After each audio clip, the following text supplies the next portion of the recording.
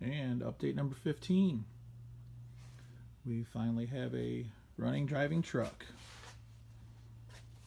I got the alternator all wired in now. Well, that's working. Thought I had an issue with my wiring, tapping into the chassis harness. Truck would crank, would not start, had no spark. Computer was turning off during cranking. Turns out all my wiring was good. It was just the ignition switch in the column was busted. I ended up swapping the whole steering column out for another one I had. And lo and behold, she fires right up, she runs, and even the power windows work now. But I still don't have any window, or the wipers don't work. Put a new motor in the washer bottle, so we got squirters now. So far, the only thing that don't work on the truck is the windshield wipers. I guess that is kind of a big deal, but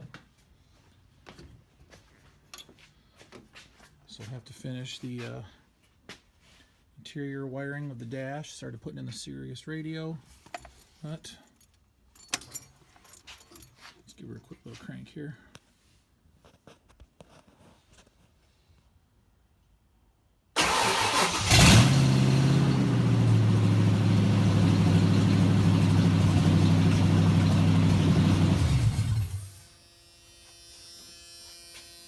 And there it is.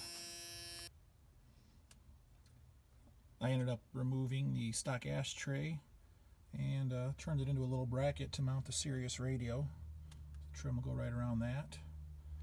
And also got the computer all put away, mounted, kick panel back in. So all that's done. The shifter's in. I just have to finish making the stand for that to mount that up. And I also have the Tom Woods drive shaft in. Pinion angle is set. The James Duff shocks are on. Shock tabs are made. Spring perches are now all welded, painted.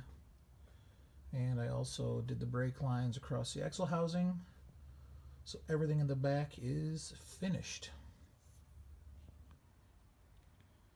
I also took a couple minutes and pulled the rear bumper off, welded some mounting tabs on it, and got the backup lights mounted for good. I want to at least get those done and figured out before I started on the spare tire carrier. I'm going to take the bumper over to a buddy's shop. We're going to chuck it up in his mill, and he'll go ahead and we'll drill a hole all the way through both of these tubes to mount the spindle. So I'll be able to get it welded to both tubes there. And then I'll start building that and get that spare mounted up.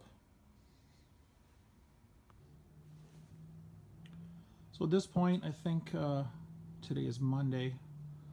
I'm hoping by the weekend I'll have this running and driving. Just got to do one more brake line from the front axle, or I'm sorry, from the master cylinder down to the frame to hook to the front brake hose. And I can bleed the brakes and make sure everything works, and we're good to go there.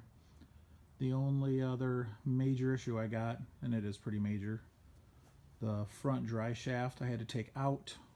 I'm really not happy with the angle.